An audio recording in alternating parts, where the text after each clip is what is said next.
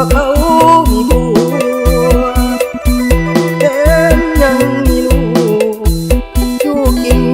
กันเป็นครอบครัวจังแม่นลงตัวมาคิดกับเขาโยมคิดมามันเศร้านั่งเหงาคิดทอดทุกยาม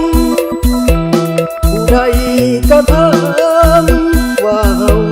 เป็นอย่างไรบ่ตอบเขาบ่ได้ในใจมันทุกข์กระดองอยากไปบ่พอแต่บ่สมควรเลยเฮานี่ละนะเว้ามาเป็นตาเหลือใจผู้สาวกะลายเป็นหยังบ่ไปหาเขาต้องมาคิดนำเศร้าคำคิดทอดแต่เจ้าหรือมันเป็นเพียงกรรมเก่าที่เฮาร่วมกันทำมาวาสนาสร้างมาคือเป็นแนวนี้ตั้งที่หู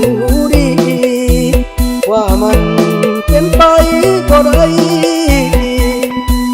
ต้องมาตั้งคืนสะอื้นกินน้ำตาไหลหักเมียเขาจนหมดหัวใจเหตุจังใดมันเป็นไปแล้ว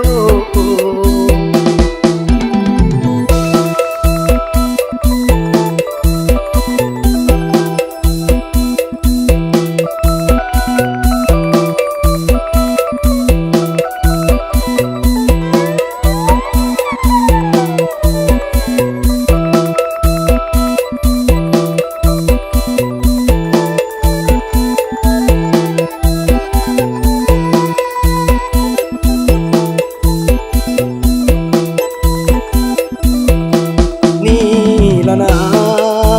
เว้ามาจนตาเหลือใจผู้สาวกะลายเป็นหยังบ่ไปหาเขาต้องมาคิดนำเศร้าคำคิดฮอดแต่เจ้าหรือมันเป็นเพียงกรรมเก่าที่เฮาร่วมกันทำมาสนาสร้างมาคือเป็นแนวนี้ตั้งที่หูดีว่ามัน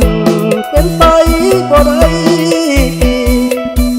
ต้องมาตั้งคืนสะอื้นกินน้ำตาไหลหักเมียเขาจนหมดหัวใจเหตุจังใดมันเป็นไปแล้ว